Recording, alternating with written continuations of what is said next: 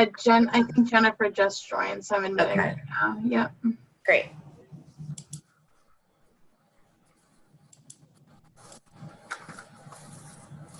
Well, with the respect of everybody's time, it's 12:01, and I will kick off the program. And John, if people come into the waiting room as they're speaking, please just let them in.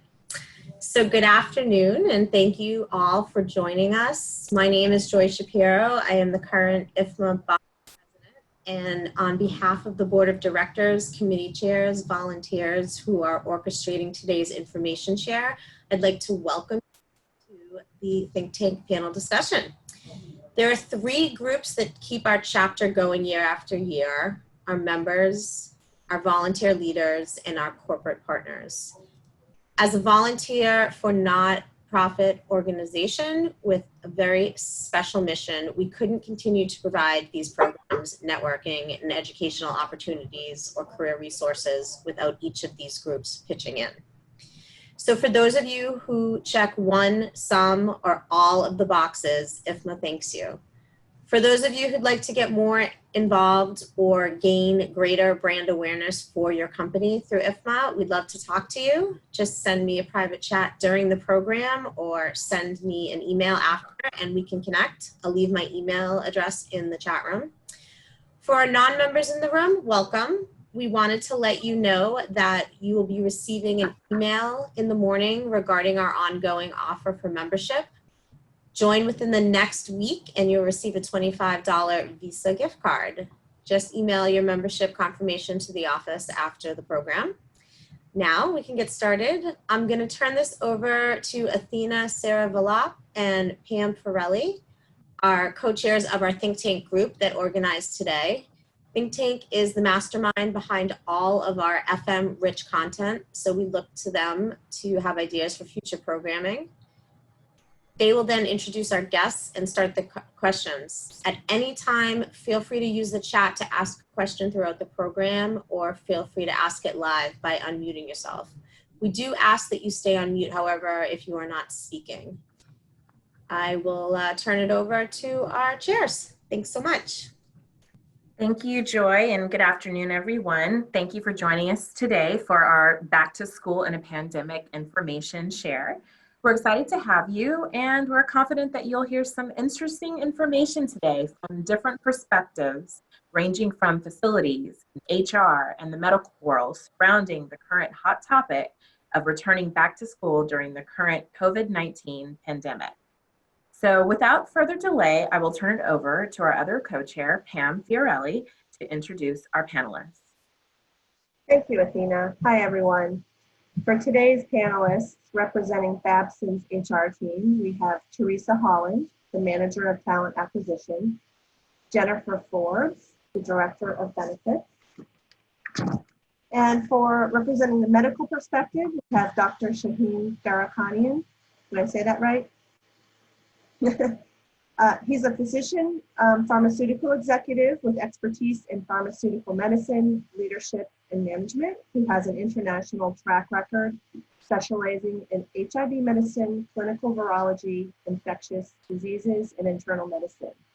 His consulting firm's mission is to provide clinical and medical expertise for patient-focused drug development, approval, and launch programs. Dr. Gharakhanian is based in Cambridge. Representing the facilities industry from various organizations, we have our own IFMA members, including Athene Saravalop, Director of Hub and Workplace Operations at Massachusetts Biotechnology Council. We have Pam Fiorelli, me, Senior Manager of Facilities and Administration for Cornerstone Research. We have Ashley White, Campus and Facilities Planner at Babson College. And we have Andy Delpre, Senior Manager, Workplace Operations for Liberty Mutual. Athena, we'll start off the round of questions. Perfect, thanks, Pam. So let's just jump right in. I have more of a general opener question, and this is for all of our panelists. What types of concerns or questions have you been asked repeatedly that you're seeing are becoming a trend? Jennifer and Theresa will actually take a first stab at this. I feel like you guys will have a broad range of trends that are becoming questions.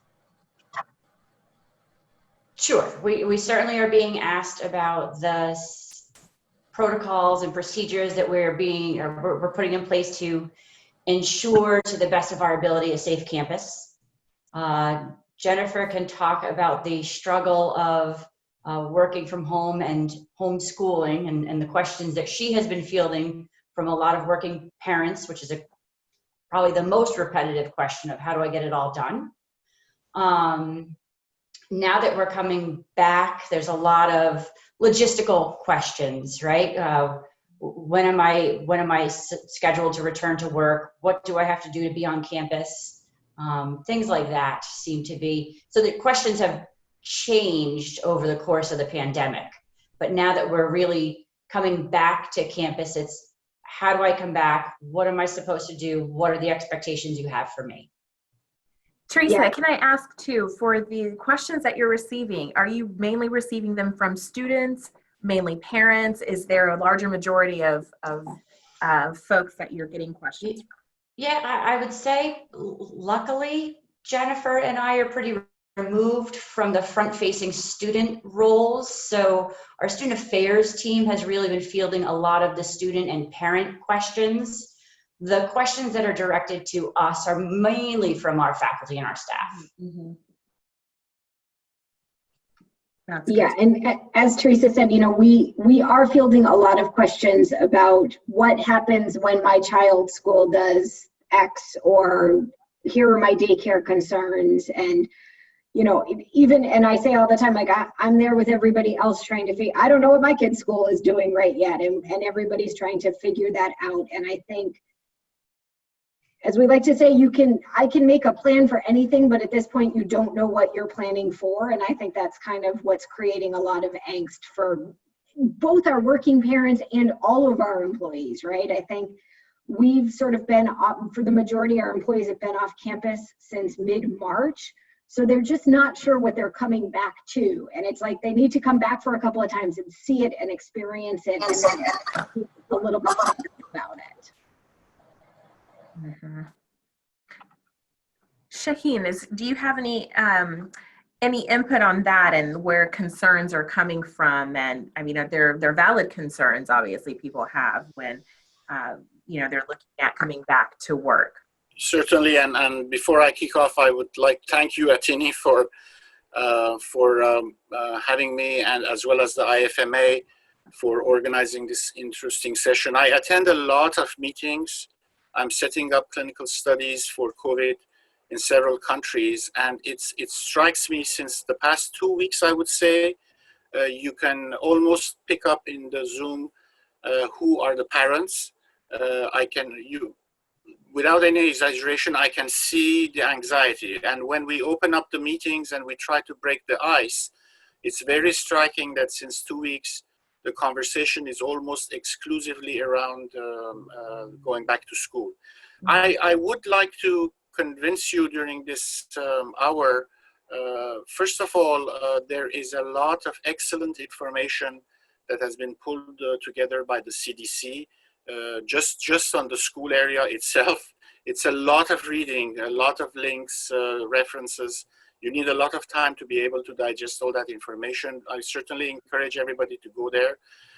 And the second, I will try to take away the fear factor, I hope, because we are going to face this together, and to say that there is a lot of data supporting the different decisions you will have to make.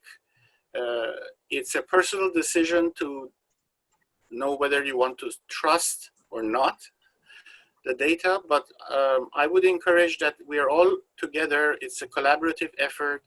People are going out of their way to generate data. It's very difficult to do research while the pandemic is ongoing. So base your decisions on the data, and perhaps that will help.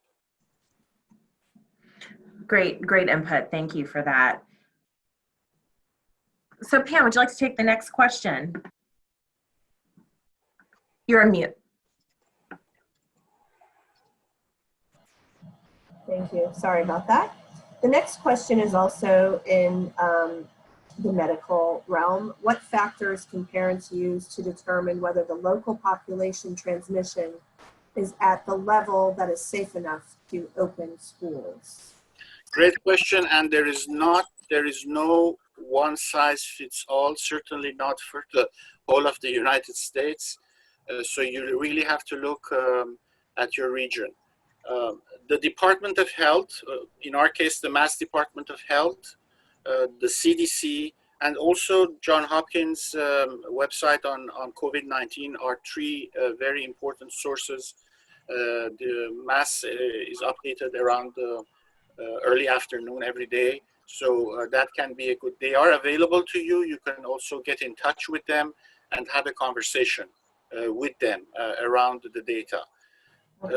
Be mindful that the data starts from people who are testing positive, folks who are ill admitted to the hospital, admitted to the hospital and transferred to the ICU, and unfortunately mortality.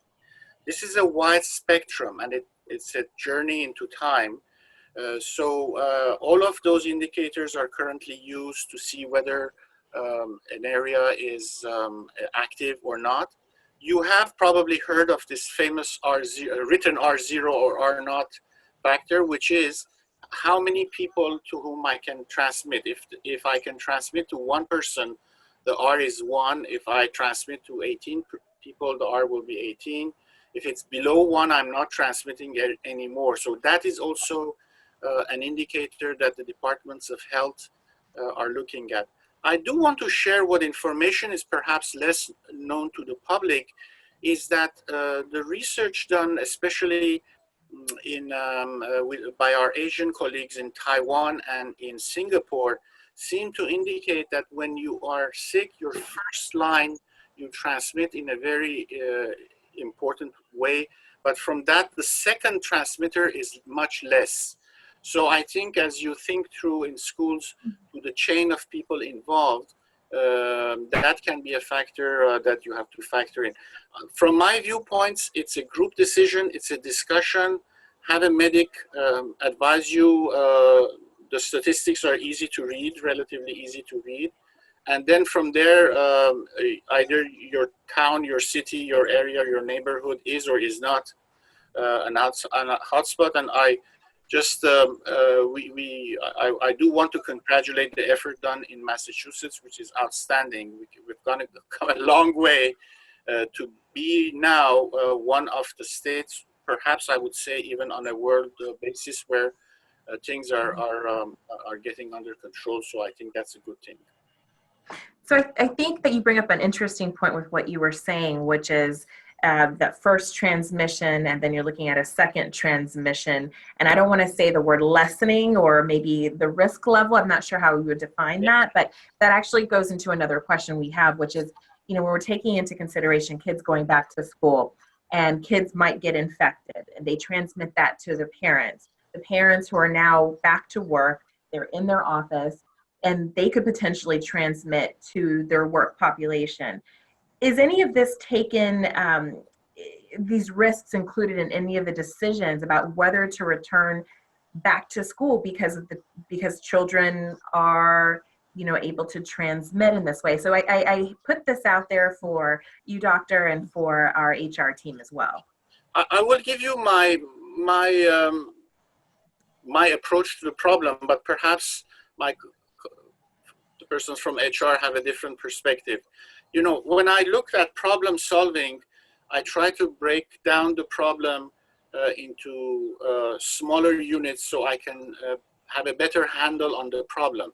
If I'm responsible for the state of COVID transmission in the state, I have to look at the whole chain of events from school to senior living. But if I am only in charge of I am focused in charge of the school. In school, your chain is the teacher and the students. Don't forget the teacher. Of course, outside of school, child, parent, colleague, co-worker, child, parent, grandparent. Those are those are situations that you need to look at. But I would say that if I'm deciding on the school, I have to focus on my first living unit, which is the interaction between the students and the teachers. So that was, but I think there are many ways of solving problems. So perhaps somebody else might have a different opinion. Theresa, Jennifer, do you guys have any thoughts about that? I mean, I think obviously, yes, it's all interconnected, and we talked about the working parents and their struggle in sort of juggling both, and that will continue. And the best that we could do is sort of stay on top of the data. We are in the process of developing a dashboard, for Babson specific around, what our results are and how compliant we're being with the metrics that we set out. And there are conversations about at what time we do what, right? And as long as you have that sort of plan going into it, I think or you should be ready to make the decision and what the data is telling you with each decision that you feel you need to. Can I add a word? There's also a question of priority. I would say that right now, as I look into my entourage and my family, we have we're fortunate to have an 84-year-old person in our family. That person is my priority. In other words, preserving her, and the strictest, my strictest guidelines inside the family concerns that one person, where we're very strict with her in terms of travel, in terms of contacts, etc. So I think I would advise maybe to think also what your priorities might be in the school chain. Just to provide some personal thoughts here as well, I have a 2-year-old going on 3 in October, and I'm also about to have a newborn baby in the house. So I think anyone with children knows that when your kid goes into school, they typically always would get sick when they're exposed to new kids, but I think especially in this environment, it makes for kind of more so of a hotbed when your child hasn't been exposed to other children in so long. And then all of a sudden now with the thoughts that I have, they're being exposed now to this new environment, new school, preschool, germs galore, and they would be sick anyway. You have temperature and climate, I think, to factor in with the weather. It's cooling down a bit, so that also factors in.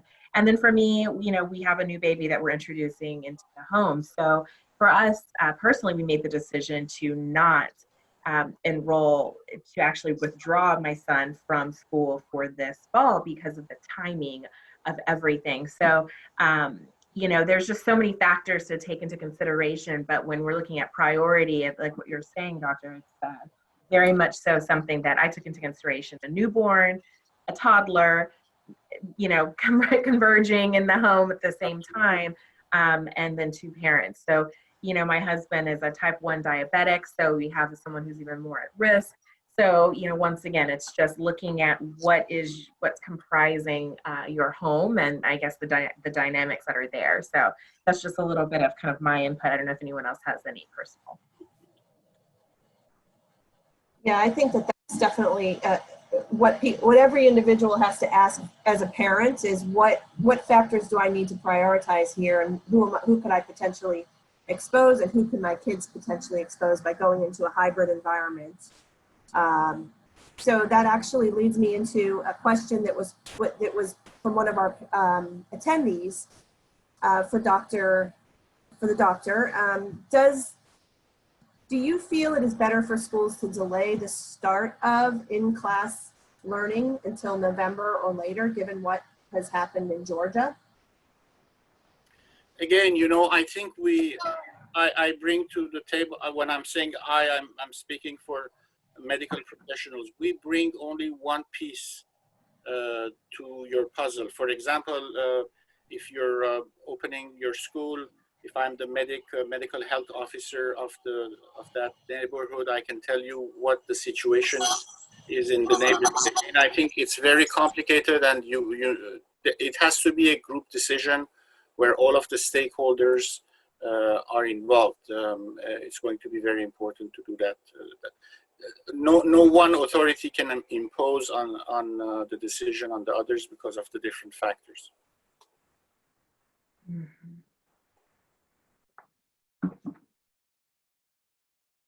Pam, you're on mute. How do I keep getting muted?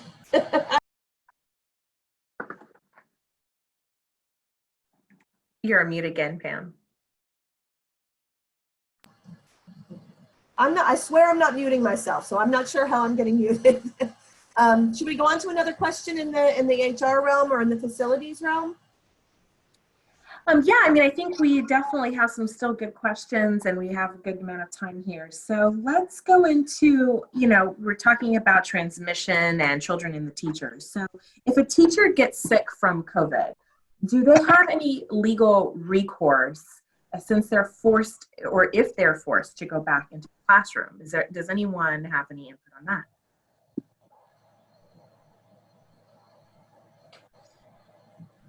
So, I mean, Jen can probably speak to this a little better than I can. Nobody is forced to come back. We do have some protocols put in place for if somebody is seeking a medical accommodation based on their own personal factors. But in terms of the legal risk, and I'm not a lawyer, I don't play one on TV, so this means nothing. Because I don't think you would be able to guarantee that it was caught here on campus if they're continuing to live their lives outside of the nice little Babson bubble that we're trying to build. As long as they're still in grocery stores and outdoor dining, and I think it would be tough to trace it back and hold us accountable. Yeah, I'm sorry. When you said teachers, right, I'm back on K through 12. That's where my mind is. What the teachers are there. Yes, Teresa's right. I mean, we have said all along we've sort of set up processes to, if you have a medical condition, which is could be covered by an ADA accommodation. We've actually shortened our ADA form for both staff and faculty to be able to fill out. We have a separate process that we're following for those who either live with or care for a loved one who's at higher risk. So those don't fall quite under ADA because it's not your own, it's somebody else's. And then we've also said, but if you don't fall into any of those categories, but you have concerns, let's talk about it. And we're really trying to, every decision is a personal one. I know the doctor referenced, what do you need as an individual? What are your trigger points? I think those are true, but we've encouraged people who don't sort of fall into either of those buckets to sit down and talk to their manager about what they do and don't feel comfortable with. And that extends to a lot of our faculty. Our division chairs have said back in June, our classes here at Babson are either 100% online or hybrid this semester. And they said, look, even if you don't qualify for one of those two, what's your preference for teaching? What modality would be your preference? And if you have concerns, let's talk about them so that we will do our best to meet you where you are. Okay. That's really, I think that's really interesting, because I guess I'm also thinking when you have someone who has a medical, some type of, underlying medical condition, and they let you know that, what could there be done? I guess what could there be as far as accommodations made for that person on site and for teaching if they choose to, let's say, go the hybrid path versus. Well, if they put in for an accommodation because of their own health condition, we would move them to 100% online. Okay, so then Babson is able to make that kind of decision for them and say, we recommend that you continue down this path for. Yeah, I mean, if they're sending in the paperwork, they're sort of requesting to be 100% online. Got it. Okay. So I think those are good options to have too. Jennifer, can I ask? Oh, sorry. Can I ask? Yes, no, please. Are you guys putting in wash stations into the classrooms at all, like hand wash stations? Because as they're saying, hand washing is the key, more than sanitizer. to do. But you also have to have somewhat of a warm, at least hot water at a certain degree to kill. So have you guys thought about putting portable wash stations in to help teachers like settle and doing a protocol of washing your hands first before you went in the classroom, like anything like that? Have you guys looked at that option? Because if you wash your hands, you're killing a lot of the germs. So when you touch a surface and you could also have wipes around. You could have like a pull wipe dispenser installed, a disinfectant one. They take one when they walk in the classroom and wipe their surface down. It does two things for you. It helps to keep your room cleaner. But if you have, along with the washing stations, you also have hand cleaning. And then, we're working with a lot of the schools right now, the elementary level schools and some of the colleges, to put in hand sanitizers in every classroom. And they're finding that's relieving some of the stress that the teachers are feeling of bringing these little kids in that are little germ carriers into the rooms. But they're also thinking about hand washing stations and putting the wipes and training the kids. This is what you have to do. You have to wipe and clean. And kids are more adaptable, I think, than adults. I think the adults are that we don't adapt. Well, kids will adapt, I think, after time. It will just become routine to them. So has anybody thought about doing anything like that? Washing stations with sanitizing wipes or hand sanitizer or disinfectant wipes in their classrooms? So I'll take this one on. We definitely looked at all options. We were definitely faced with some budgetary as well as time constraints, just as decisions were made and the time we had to make changes.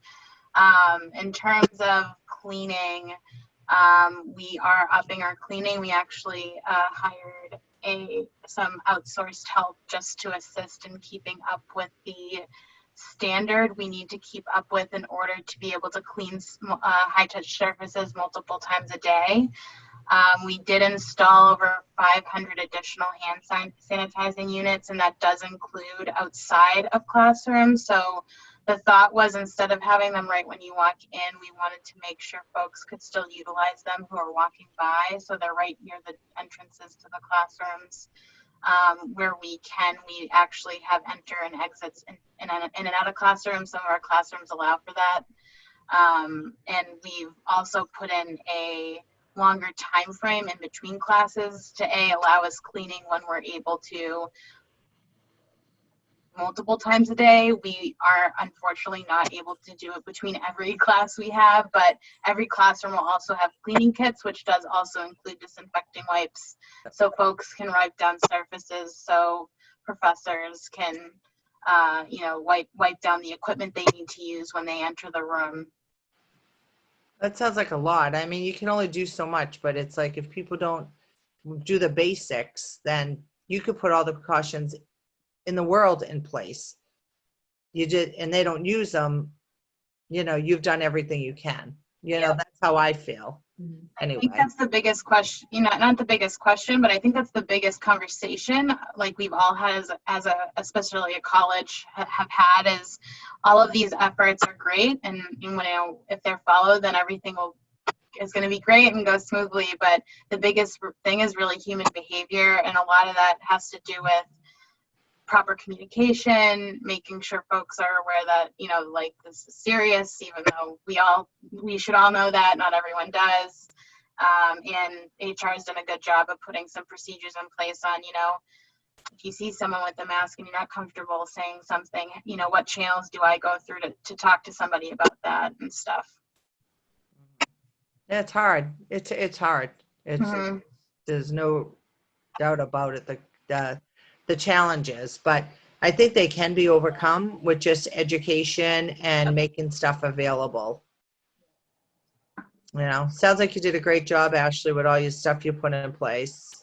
No, really, it's awesome. Huge team effort between, our entire facilities staff. HR has been, working just as hard as we are, getting all this stuff in place and fielding questions, as well as helping us get our staffing levels to where they need to be. And we don't unfortunately have anyone from IT on the call, but IT's been, especially here, has been investing a lot in just getting the classrooms to a point where they are able to easily be a WebFlex hybrid classrooms. So there's not as much of a disruption in student experience. Nice.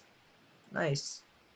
Thank you, Lori, for those questions, and Ashley for your response. We have a couple of questions from the audience, so I want to just pose a question that was asked. What is the HR community thinking about those who have young children who will be at home?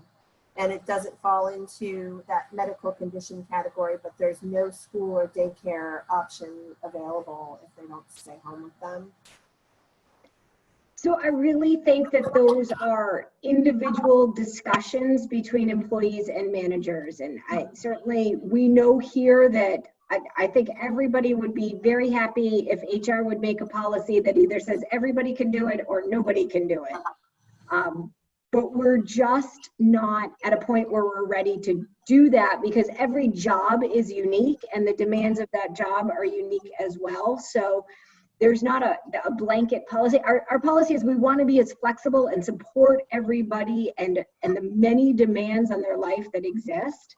And I think that's important, and we encourage our managers to do all of that. But sometimes it requires a lot of out-of-the-box thinking, right? Like how can you get your job done? Can you get a job done during different hours, right? How can we reconfigure the work within the department if we have it's so many different individual discussions that have to happen. And we've really been encouraging our employees to sit down, go to their managers with their concerns and have an open and honest dialogue about how to make sure that we get the work done, and at the end of the day, continue to support our students here at Babson. And if there's a silver lining to the past 5 months, I think it has really changed people's opinions about working remotely and how effective people can be working remotely. I don't really think we skipped a beat. I was here March 16th, I was home March 17th, and I would not say the quality, the communication, anything has really drastically changed. And there were some people who felt strongly that if you weren't, place-based, you might not necessarily be working. And this forced them to change that mindset. So I do think something good has come out of this. And I think people are more willing to be more flexible, especially given the changing needs of their workforce. That's a good point, Theresa.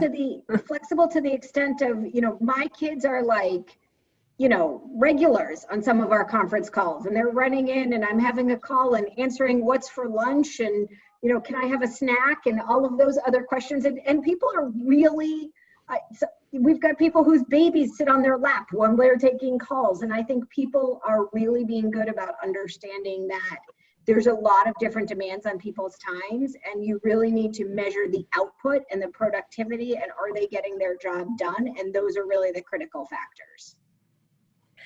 Yeah, I think that those are great points, because I've said it before on other calls, and it's really become a more personal environment that you've brought now your work into your personal life, now that you're working from home and you're on videos and your kids are there and your dog is there, and so many other factors are coming in. So it's definitely changed, I guess, what professional can look like and the acceptance of that. And before it would have been like, oh my gosh, what am I going to do? My kid's, crying in the background, and you're cringing and thinking that your boss is going to like just murder you with their eyes like looking at you. But now that's off the table entirely. So that brings me to another audience question that I'd like to ask. What has HR informed kids returning to dorms? So are they being recommended to bring less? Are they updating proxy health decision makers to list their parents? Doctor, if you have any input on this as well from what you're seeing internationally too, please feel free to jump in. So move-in day is different. It's not move-in day. We staggered and scheduled arrivals. They are allowed to bring, I think, possibly 2 people to help them. So this isn't the time to take pictures with your grandparents in front of the residence hall. They have been asked to bring less. whether they abide by that. If they have less help to move it in, maybe they will accommodate that request. So we are doing our best to, certainly at least the move-in process is very different. We usually are a very high-touch, high-service campus, where this year it is contact-free. So there is no help. We have our sports teams down here carrying boxes and moving students in, and this year you're on your own. We're going to be helping with coordination and directions and traffic flow and patterns, but it is not going to be the same move-in experience from what they've had if they're a junior or senior, certainly their first 2 or 3 years. Yeah, that is unfortunate too. I'm sure there's so many kids who are looking forward to certain traditional things that you expect to have when you're going to college, and then it's taken away, like so many things this year. So unfortunately, maybe there's another way they can relive it in the next coming years. Doctor, any thoughts from you about what you've seen maybe internationally at universities and colleges and the practices for what would be considered, you know, welcoming day or moving in day? I must say that having coming from Europe, the U.S. dorm system, the tradition of the dorm, mandatory dorm for first year for many universities, this is very, very unique to the U.S. So you don't have a similar situation where suddenly you see 100 young people moving in. Generally speaking, they are applying, there is more intermix between dorms and living in the cities for students, like student leasing and things like that. So they, as a general rule, they're applying whatever is in that city. The health department therefore applies to the dorms as well, along with the university's health services. That's the general we are seeing. So whatever hygiene, the social distancing, masking or not, etc., are being applied almost in the same way. But this, the sort of the massive move where you have one day is less frequent in Europe, in the European dorm system than in the US. Is there anything that you're hearing too about, you know, I guess updating proxy health decision makers to parents and so forth? Well, I checked into some recent news I thought might be of interest for this group. One of the things definitely, first of all, let me take a step back, and we see the same anxiety and the same debate going on. In other words, organizations, professional organizations, unions, parents, saying that schools are not ready and that the authorities are not quick enough. The most recent news we had yesterday from the French school system, which is very, very large and very broad and sort of countrywide, was that they have decided they are going back to in-class teaching. Exceptional decisions are possible if somebody wants to opt out. One big aspect of it is they are not adopting social distancing. Masks are from 11 and higher, but is mandatory in class. And then hand washing at 4 points. Specifically, they have asked when you enter school, you use restrooms, you want to eat, and you're leaving school, have been made mandatory. But I think the surprise to the general population was that the application of social distancing seems to be not doable everywhere. So the Department of Education softened its stance on that. Otherwise, I see the same discussion and the same anxiety. Many companies are extending home-based working because they are unsure how the back to school would work. So they are leaving room in case parents decide to hold off or cannot arrange cannot arrange for the children's, you know, if they're ill or something. So there are a lot of companies are going back, are maintaining the working from distance. Mhm. So a question about social distancing in the schools. The social distancing at a reduced distance in the US is modeled after the European models that have returned to school successfully. Are the models similar enough that they can make those assumptions between the two? Yeah, I can give you a data-based response on that one. First of all, remember this is an airborne infection, and therefore whether it's aerosols or it's droplets, there is a physical distance where these can be carried. So that's an important thing. Also singing, for example, and simple talking is not the same thing. When you're singing, as you would do perhaps in a religious gathering, it's really a forced expiration. You're sort of practically projecting out a lot of air in order to sing. So that's not the same thing. There has been what we call a meta-analysis. A meta-analysis is an analysis of all studies done involving over 172 studies and 10,000 people. There is a very clear correlation between distance and infection. Every meter, which was the unit used in this analysis, every meter you lose infection. So the first meter, the second, and the third meter, you almost have nothing. So the distance is pretty well established. If you are, as I said, in a situation where you're holding a ceremony in a closed environment, you have to take into it, and you have a big group singing, for example, you have to take that into account. I would add also that the data around ventilation seems very common sense, but it is holding well. I mean, most of the people who have tried to see whether letting air come in and out of a given room can help us produce data in this direction. Thank you. We did have another question for the HR folks about how large gatherings or parties of college students, are they being monitored in some way? I know that seems to be the big issue with some of the other colleges in Georgia that have opened up, and they're just having these big parties and nobody's wearing a mask, and you know that's obviously where a big problem enters the situation. Yes, to the best of our ability. Right. You know, I think Babson is a small enough campus, and certainly we will be on the lookout for those things that happen at Babson. And we are certainly asking our students to not participate in those types of behaviors, and understanding that, you know, working under the assumption that they want to return means that they have to be responsible in their return. But they are college students.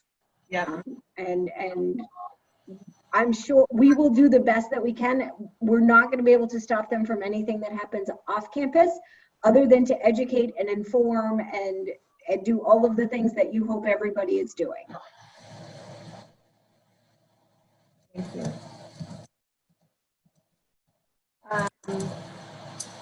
So something that's been in the news a lot lately is articles about the mental health impacts to basically a whole spectrum of different people, but as it relates to school anxiety and depression in students who are isolated and self-quarantined, and impacting their mental health from a short-term perspective and a long-term perspective, because I know that's one of the big things that's been you know, discussed about trying to get kids back in a situation where they're interacting with their peers and their teachers, is the mental health impact when they're removed from that environment. Does anybody have anything, either the HR professionals, to share as your perspective about that? Certainly, I would say, you know, from our employees, from their family members, yes, we continue to be very concerned about those things. We are trying very hard to push out resources as appropriate, whether through our employee assistance plan, whether through our medical insurance. Blue Cross now is doing a lot of telehealth and has really expanded their telemental services. So encouraging people to reach out, and if you're not comfortable talking to somebody face to face, to do it, similar to what we're doing now. I think from a student perspective, our counseling office is, definitely gearing up to handle probably more issues this fall than they typically would, but making sure that people know that the resources are available to them when they need them. So have you noticed, or has there been any information provided where it shows, like from the data or, from the insurance perhaps, or in your employee assistance programs, that there's been an uptick in the utilization of some of these additional services to show that it's provided, we have it, and that it's also being taken advantage of? I would say in the first, so our employee assistance plan had like a separate, sort of COVID related page and in the first couple of months, I think we definitely saw an uptick in people visiting that page and reaching out for information. Within our medical plan provider, because of the way that we're structured, we actually wouldn't sort of see that claim data come through. It would be much more in an aggregate, and it's sort of all lumped together as office visits. So it's not something you would typically see. So we're not really able to do it on that part. And the thing that I say all the time, like we feel like we push the information.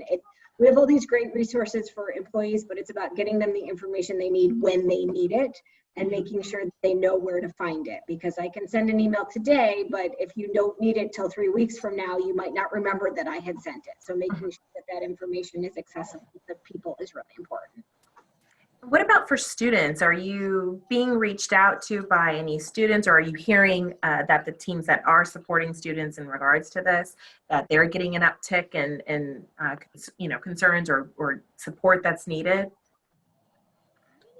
I can't say that I'm looking to Theresa. I don't know that we've heard that they have or haven't. I don't know. I didn't hear in the spring that there was an uptick of volume, which could just be that we didn't hear about it, or there wasn't an uptick of volume. But I think as we start to bring people back, which is really what's happening now, we'll start to get a sense of where people are. Mm-hmm. So Athena, I can actually speak to that.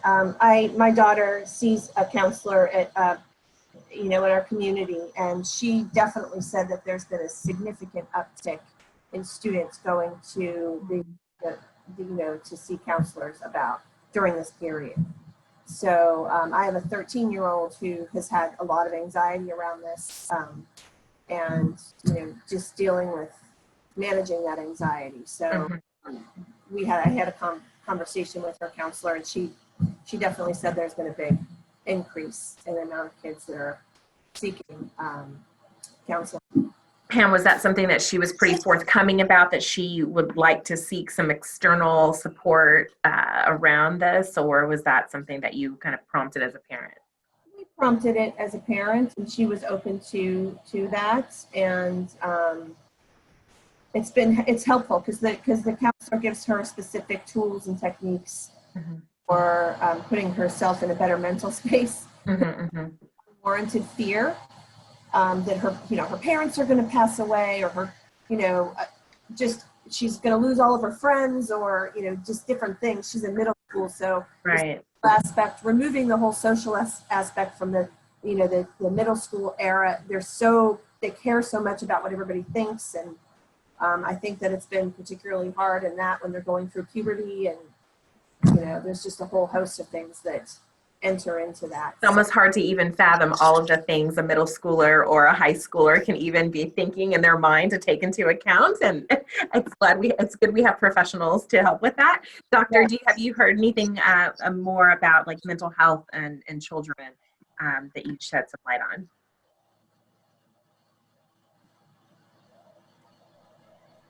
Dr. Shahin, can you hear us? I wasn't sure. Definitely what I see is my colleagues who are, first of all, I haven't seen a lot of data yet. Perhaps there were other priorities, but I'm sure it will come our way. Definitely in conversations with my colleagues who are psychiatrists or psychologists, they are expecting some sort of a wave, in fact. and they are warning us and society as a large that we should deal with this proactively. Remember, we have not been, and we are not very good on mental health in general. So I think it should need our attention. And I have talked to a number of psychiatrists who do believe that there might be some sort of a wave of secondary depression, etc. The other point is to remember is that our younger community, they have their, whether they're, college and just around those 2-3 years, college by itself is stressful. For many, it's a big experience. Some of them, it's the first time they live in a community. If it's a dorm is mandatory, they have to adjust to that. The stress of the higher education, the pressure sometimes from parents for them to do well. So it's a very stressful period, and these guys are fragile. A lot of mental health issues, as you know, peaks around the college age. So there is an underlying condition which is not in our favor, and we definitely need to proactively deal with this. Their chain of social communication has broken up as well. I know they communicate a lot through social media, but these are people that they like to get together, have a barbecue, talk together, face-to-face together, and all of these has been disrupted, which is, there are numerous sources of anxiety, getting jobs, etc., summer jobs. So definitely, I think there needs to be an outreach and make them talk. It's going to be very important for them to verbalize, talk, whether they're counselors, whether they're their entourage, professional people, services, make them aware of services that are available around them is going to be important. Thank you, Doctor. We're going to move on to a facilities-related question next.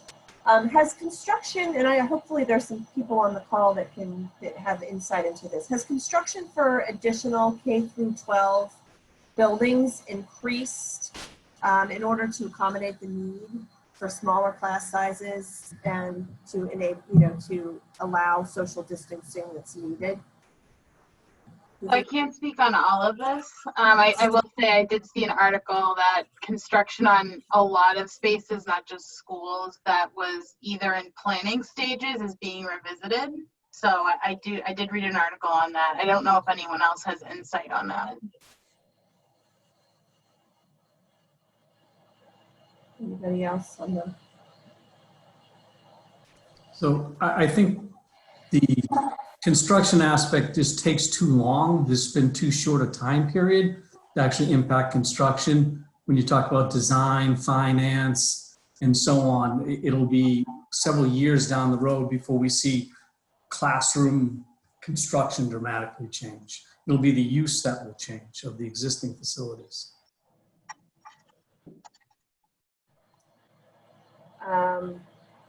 So we do have another question about COVID testing. Are COVID tests required to return to the campus, or antibody tests? And how often are they required if they are being given? Yes, because I spend all of my time at the testing center, I can tell you that we are doing testing for everybody. We are asking all staff employees who are coming back to be tested within 24 hours of returning to campus, and then weekly thereafter. Students are being asked to be tested within 24 hours of move-in, as well as are required to have 2 negative tests before attending an in-person class. And then after their 2 negative tests, they will continue to be tested weekly. And faculty as well need 2 negative tests before in-person class, as well as weekly testing. So we are well into testing. We are not doing any antibody testing, but we are well into testing.